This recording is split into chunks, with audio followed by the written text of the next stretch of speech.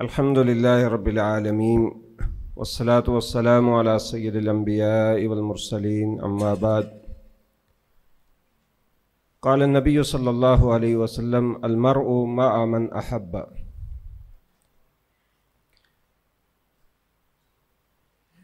رسول اکرم صلی اللہ علیہ وسلم کا ارشاد گرامی ہے کہ آدمی قیامت والے دن اسی کے ساتھ ہوگا جس سے وہ محبت کرتا ہے۔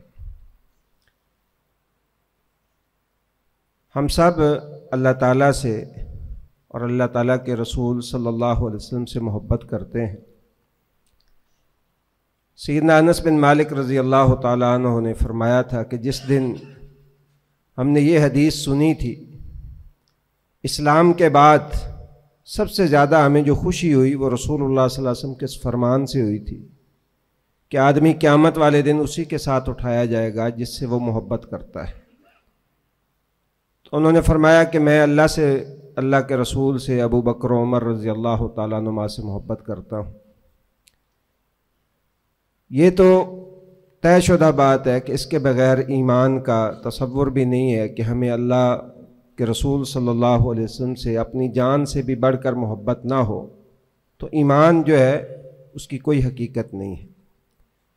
لیکن آج میں اس کا دوسرا پہلو آپ کے سامنے رکھنا چاہتا ہوں کہ رسول اکرم صلی اللہ علیہ وسلم کو ہم سے کتنی محبت تھی۔ ہم جو محبت کرتے ہیں، کیا رسول اللہ صلی اللہ علیہ وسلم کو جس درجہ محبت تھی، کیا ہم اس پائے کی محبت کر رہے ہیں یا اس درجے تک پہنچ سکتے ہیں؟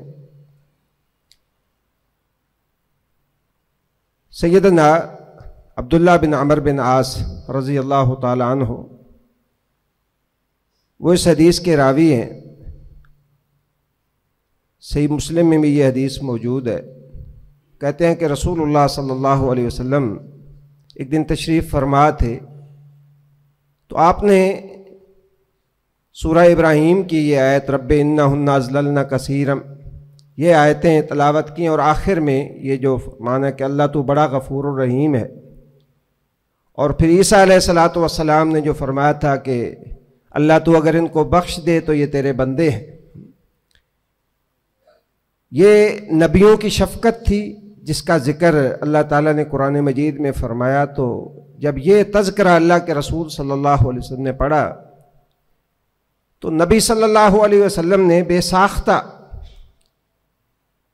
یہ الفاظ اپنی زبان سے ادا کیے، رب امتی رب امتی، اے اللہ میری امت میری امت۔ اور یہ کہہ کر اللہ کے رسول صلی اللہ علیہ وسلم کی آنکھوں سے آنسو جاری ہو گئے، سسکیاں بن گئی۔ یہ محبت کی انتہا ہوتی ہے کہ آپ جس سے محبت کرتے ہیں اس کی تکلیف کا سوچ کے آپ کو رونا آ جائے۔ تکلیف آئی نہیں ہے ابھی، یعنی آپ تصور کر کے ہی اس شخص کی تکلیف کا تصور کر کے ہی آپ کی آنکھوں سے آنسو آ جائیں، یہ محبت کی انتہا ہے۔ رسول اللہ صلی اللہ علیہ وسلم نے فرمایا کہ اللہ تعالیٰ نے جبریل امین کو بھیجا، حالانکہ اللہ تعالیٰ جانتا ہے، اور فرمایا کہ جا کے میرے حبیب صلی اللہ علیہ وسلم سے پوچھیں کہ آپ کیوں روتے ہیں۔ رسول اللہ صلی اللہ علیہ وسلم نے بتایا کہ باری تعالیٰ میری امت کا معاملہ جو ہے مجھے اس پہ رونا آ رہا ہے کہ میری امت کا کیا بنے گا۔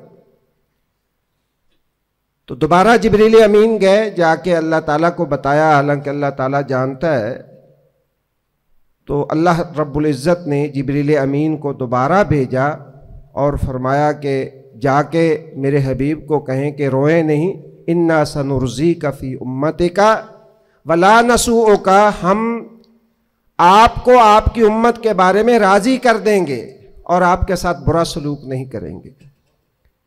یہ وہ محبت ہے جس کا ہمیں سوچنا چاہیے اور جس کا جائزہ لینا چاہیے کہ ہمارے حبیب صلی اللہ علیہ وسلم ہم سے کتنی محبت کرتے تھے۔ ایک روایت اگرچہ اس کی سند تو کمزور ہے، وہ بھی اسی حوالے سے ہے، سیدنا سعد بن ابی وقاص رضی اللہ تعالی عنہ سے مروی ہے، سنن نبی داؤد میں، کہتے ہیں کہ ہم مکہ کی طرف سفر کر کے جا رہے تھے، مقام ازورا پہ جب پہنچے تو رسول اللہ صلی اللہ علیہ وسلم سواری سے اتر گئے اور آپ نے اپنے ہاتھ اٹھا لیے. وہاں لمبی دیر تک رسول اللہ صلی اللہ علیہ وسلم دعا کرتے رہے اور پھر سجدے میں گر گیا، سجدہ کیا، پھر تھوڑا آگے چلے، پھر سواری کو بٹھایا، پھر ہاتھ اٹھا کے دعا کرنی شروع کر دی، پھر سجدہ کیا. 3 بار اللہ کے رسول صلی اللہ علیہ وسلم نے یہی کچھ کیا. تو صحابہ نے پوچھا کہ اللہ کے رسول یہ دعا کا آج عجیب انداز جو ہے وہ ہمیں دیکھنے میں آیا ہے. تو رسول اللہ صلی اللہ علیہ وسلم نے فرمایا میں نے اللہ سے دعا کر کے اپنی امت مانگی. یعنی امت مانگی مطلب یہ ہے کہ جہنم سے ان کی آزادی مانگی. تو پہلے مجھے 1/3 حصہ دیا گیا کہ اور پھر جو ہے وہ آدھی امت مجھے دے دی گئی کہ ان کو جو ہے وہ میں بخش دوں گا، اور پھر 2/3 امت جو ہے وہ مجھے دی گئی. تو میں نے ہر بار پھر اللہ کا جو ہے وہ شکر کا سجدہ کیا. تیسری ایک صحیح حدیث ہے بالکل، وہ یہ ہے کہ رسول اللہ صلی اللہ علیہ وسلم جب معراج پہ تشریف لے گئے، اصل میں ہوتا یہ ہے کہ جب خوشی کا موقع ہوتا ہے تو انسان بڑوں بڑوں کو بھول جاتا ہے.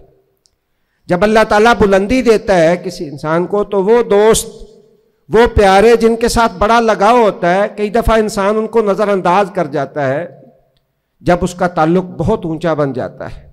رسول اللہ صلی اللہ علیہ وسلم جب معراج پہ تشریف لے گئے، اللہ تعالیٰ کا قرب نصیب ہوا، اللہ تعالیٰ کے ساتھ ہم کلامی کا شرف بھی ہوا. تو یقیناً یہ بلندی اور رفعت اور عزت کی جو ہے وہ انتہا تھی کہ جو آپ کے سوا کسی کو نصیب نہیں ہوئی.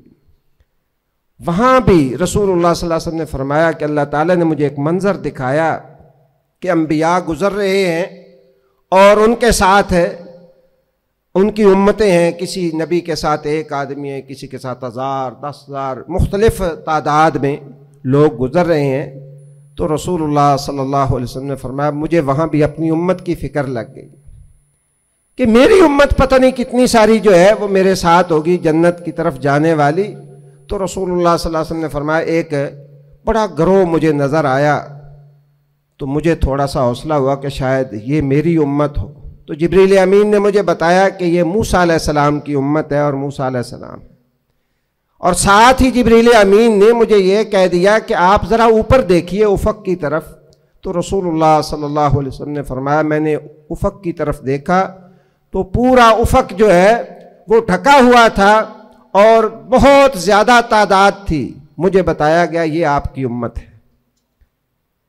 تینوں مقامات پہ ذرا غور کریں اور جائزہ لیں کہ کیا ہم اس نہج پہ اللہ کے رسول صلی اللہ علیہ وسلم سے محبت کر رہے ہیں جس نہج پہ ہمیں اللہ کے رسول سے محبت کرنی چاہیے. جتنی محبت آپ صلی اللہ علیہ وسلم کو ہم سے تھی، حقیقت ہے ہم ابھی اس کا عشر و عشیر بھی نہیں کر رہے.